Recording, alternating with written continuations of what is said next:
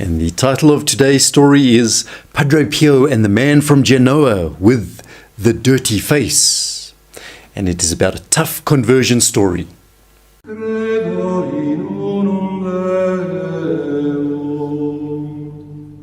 Hello friends of Following Padre Pio.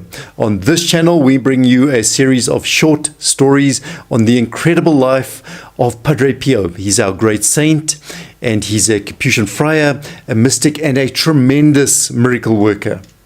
Incredible miracles, so please do stay tuned to this channel to find out more about Padre Pio and also to find out what his intercession could do for you. And just a brief announcement that we are having a Lenten selection of videos. These videos change every week, but they selected specially for Lent and for you. And to see these videos, just go to the video description below, and there you'll find a link to the videos. In today's story, there is a Doctor Enzo Saltameranda, who was the director of the Bio-therapeutic Institute of Genoa, and that's in Italy. And this is Enzo's background. He was a brilliant person, but he had abandoned his faith while he was still very young. And in fact, at the age of 14, he had made the public declaration that he no longer needed God. And from then on, God was totally excluded from Enzo's life. And thereafter, everything was allowed. So nothing was out of bounds, and that is how Enzo proceeded to live his life. Well, Dr. Enzo Saltameranda, found within himself an insatiable desire to learn and to study. And so he would spend long hours reading through the books within his father's vast library. And he even picked up the Bible and he read through the Bible, trying to find ways to justify his atheism. That's all he was interested in, justifying his atheism within the Bible. Well, later on, war arrived in Italy, and this interrupted his university studies. But Enzo was rebellious by nature against this military discipline, and so he soon ended up in prison. And then from prison, he was sent off to the battlefield. Enzo, it turns out, was wounded. He was involved in the battle in Tobruk, and he was wounded there in the confrontation, and he ended up in a concentration camp within Germany itself. But within the situation, in the concentration camp, where a lot of other people would have been psychologically devastated, Enzo dug in his heels. He became more obstinate. And so Enzo became absolutely convinced now that his own fortune depended entirely on himself. And he did not even want to hear a mention of a word about God. Well, sometime later, Enzo visited his good friend Mario Cavalieri.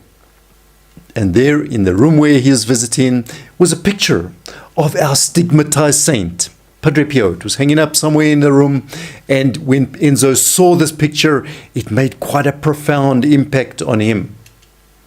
And he choked up with emotion when he saw it. And his friend perceived this and so quickly offered him a copy of this picture. And then things started to change. 2 days later, as if moved by some irresistible force, Enzo now called up a taxi and made the trip to St. Giovanni Rotondo, to Padre Pio's monastery. So he now wanted to know more. He wanted to see Padre Pio. But once he had arrived there, he didn't know why he was there. Why had he made this trip to the other end of the world? For what? And so he tried to blend anonymously into the crowd. And he went to Padre Pio's Mass, and there he awaited Padre Pio's arrival, and he attended Mass, and then after Mass, as was Padre Pio's custom, he went to the confessional in the sacristy, the confessional for men. But as he walked past, when Padre Pio saw Dr. Saltameranda, he called out over the other people's heads, "Genoese, Genoese, do you not see that your face is dirty? You live just 2 steps from the sea, but you have not learned to wash. Your vessel is solid, but no one rules it." And so Padre Pio was obviously reading his life like this. And at this, Enzo Saltameranda felt a shiver running down his spine. Padre Pio had singled him out and somehow knew a little too much about him. he understood that Padre Pio was referencing himself, and so he decided now he'd better take a wash and go to the confessional. And he stood in the confessional queue, and then when he was in front of Padre Pio, he stammered a request for the healing of one of a relative, some family member. So Padre Pio responded, "I give my blessing. But tell me, my son," Padre Pio wanted to know, "have you ever thought about the well-being of your own unfortunate soul?" "Well, of course," Enzo said, "otherwise I would not be alive." And now Padre Pio wanted to know, well then, what is the objective of your life? Well, to make people happy. And then Padre Pio exploded, "Unhappy, you mean? Can't you see that you are precipitating your own soul into perdition, to damnation, through this lifestyle?"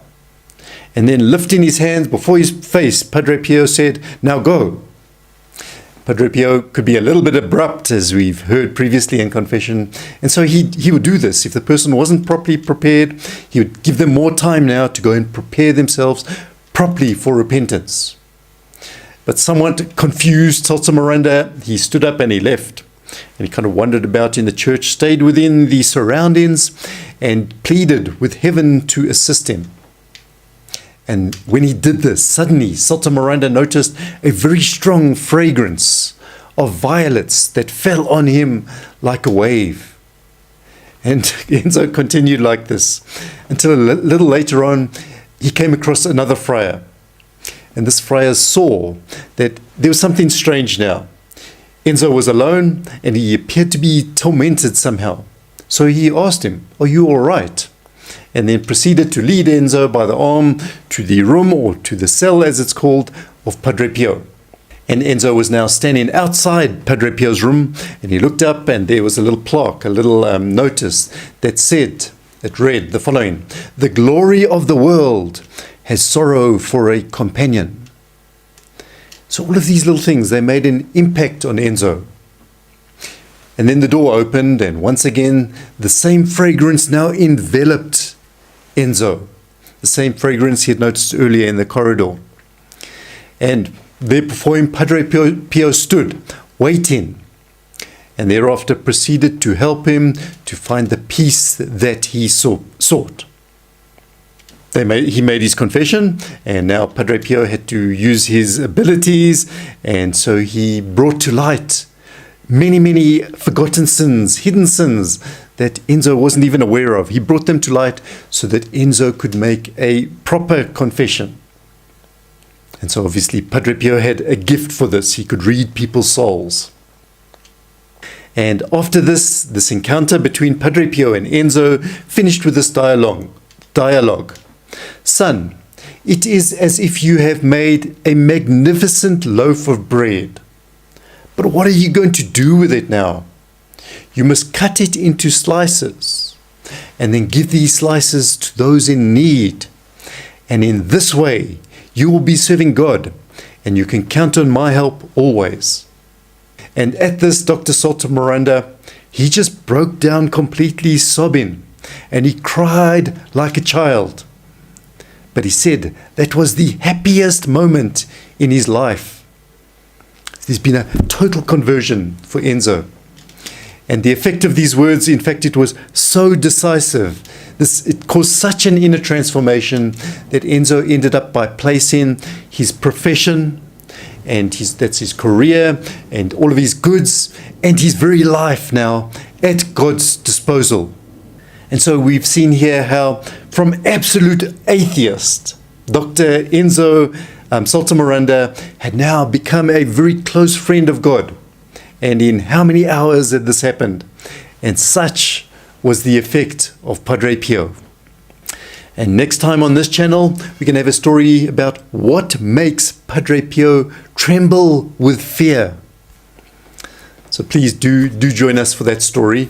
And just a reminder that during Lent, we do have a special selection of videos for Lent for you.